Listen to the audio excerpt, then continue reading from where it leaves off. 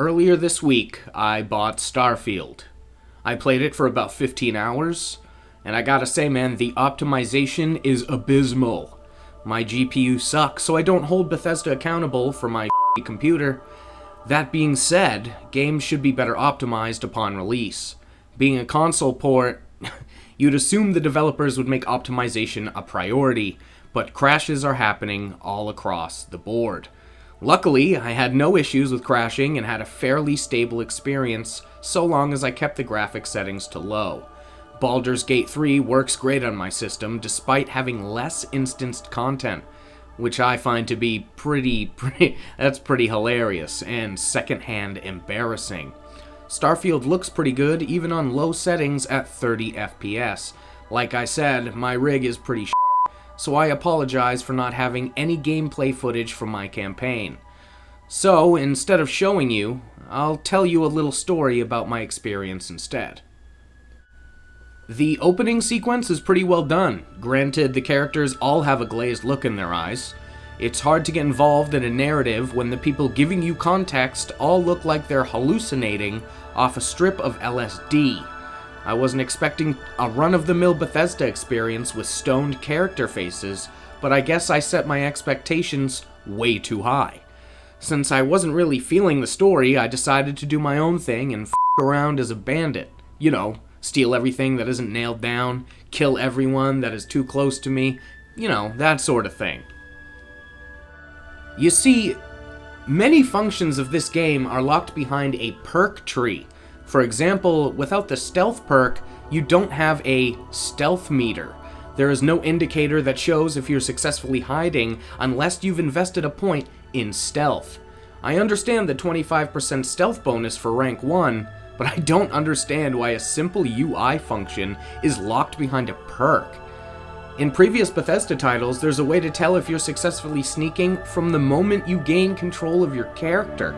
Even if your character wasn't proficient in stealth, you could still attempt a stealth check by crouching near an NPC. Hell, sometimes your character would pass a stealth check, even if they weren't proficient. This gave players a sense of scale and showcases avenues of character progression in an RPG. Same thing goes for lockpicking, or security, as Starfield calls it. In older Bethesda games, you could attempt to pick very hard locks from very early on. Even without extra stats or perks, the player was given the opportunity to explore different avenues of gameplay and incentivize them to want to learn better lockpicking. Starfield, on the other hand, forces you to learn the security perk to continue the main story?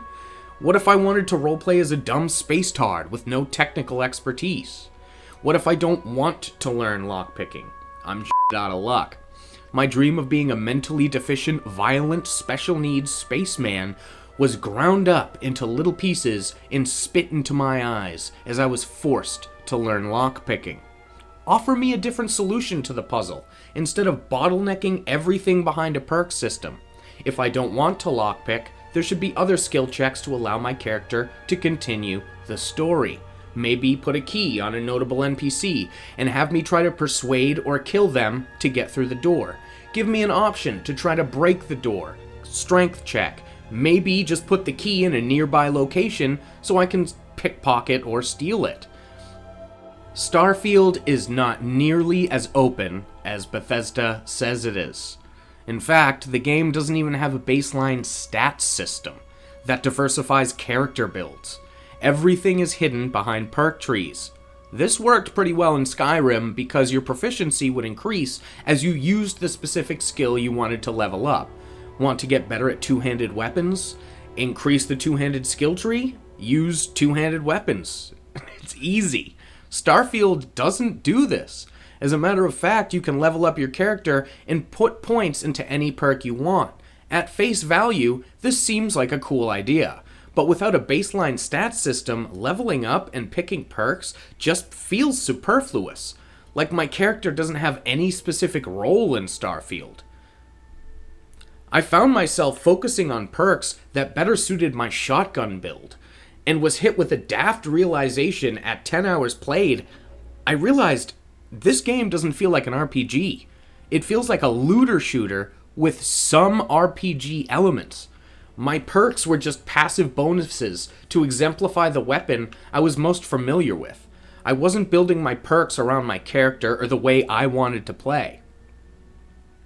I was picking perks that made me more proficient with the equipment I was using, instead of finding gear that complemented my playstyle and stats. You can play almost any roguelike looter shooter on the market and see similarities in Starfield's equipment-focused perk system.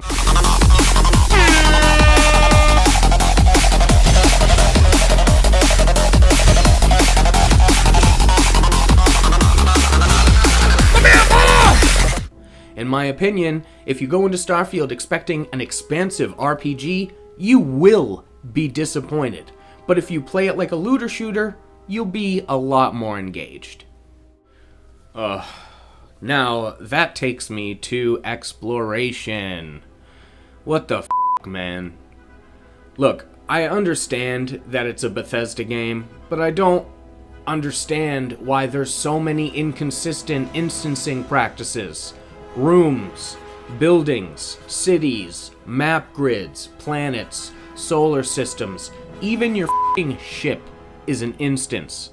The most egregious example of inconsistency comes from the planets when in space travel. Oh my god.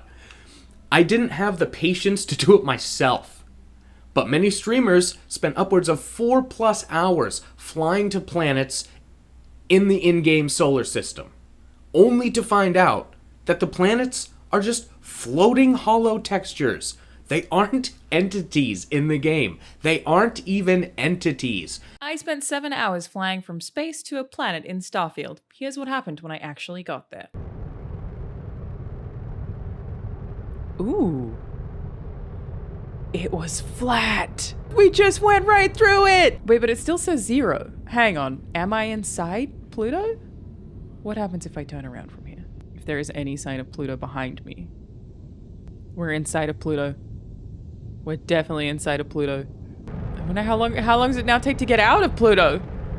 Do I just live here now? So we have confirmed that things in space are physically where they say they are. They're literally just textures. Floating balls of poop. When you get close to a planet, there should be a prompt, an option that shows up on your UI that says, would you like to land here? Kinda like if you travel too close to the edge of a tile on the planet's surface. But no, a game about f***ing space travel doesn't have planets as entities. They're floating balls of paper with no functionality whatsoever. Starfield's sense of exploration is confined to the UI. The planets look great when you load them up in a menu. You can scan them, find points of interest, and pick custom landing locations. But when you're not in the menu, the planets serve no purpose. They're a gimmick. You could take planet textures completely out of space exploration, and it wouldn't impact gameplay whatsoever. What the f***, Todd? What the f***? On day 1 of release, modders were already releasing overhauls to fix issues with performance, balance, gameplay, and UI, which is honestly f***ing pathetic. I installed the Less Spongy Enemies mod to counter the abysmal More Enemy Health difficulty spike that Bethesda adds into every f***ing game. Todd, man, please. Stop giving enemies huge health pools as padding for harder gameplay. Okay? Just change enemy damage modifiers and make the player a little bit more squishy. There's no reason why I should have to dump a clip into an NPC to kill it just because I'm playing on a harder difficulty.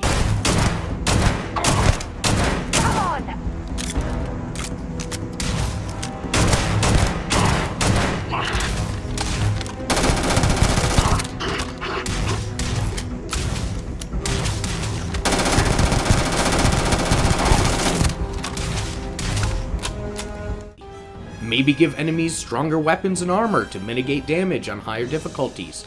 It really isn't that hard of a fix. If a stoned modder can pump out a fix less than a day after workshop tools are available, it's embarrassing. It's a goddamn Bethesda game that was released years after Fallout 4, and it doesn't have a hardcore mode for some reason. Even fucking New Vegas, man, had a hardcore mode. This would actually make the game playable if there were stakes involved. It would give space travel a meaningful presence in the universe. It would make planetary exploration and base construction a tangible strategy for long-term survival. But we don't have any of that. We just have inflated player health pools. We have inflated health pools and gear with higher numbers. What the hell, man? I'm sure it will be released later on down the road as some shitty, overpriced DLC. Of course I will. Try the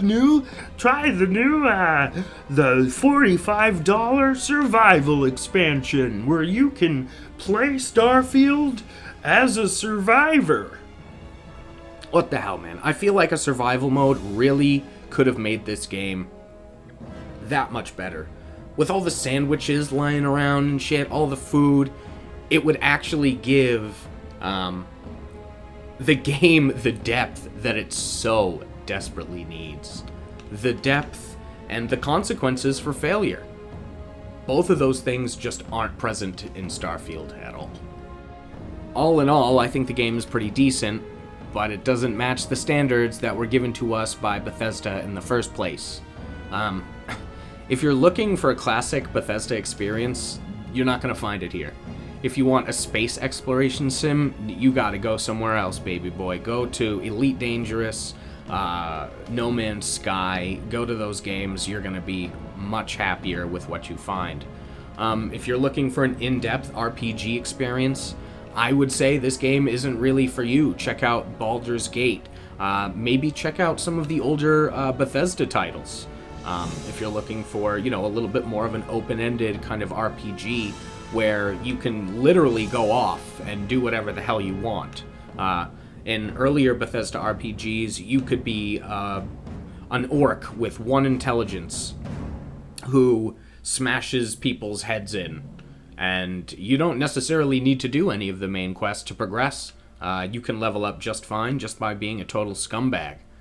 However, I will recommend this game to the casual Andy, to the guy who just wants to sit back, passively play some games. The shooting is not that bad, so I'll give them that. But, me, I'm a hardcore gamer. I like immersion, I like context, and this game just isn't for me. But for the average player, the casual player, maybe somebody who hasn't played a Bethesda game before, I'd say check it out. But for me and the people I know, it's not really our cup of tea at all.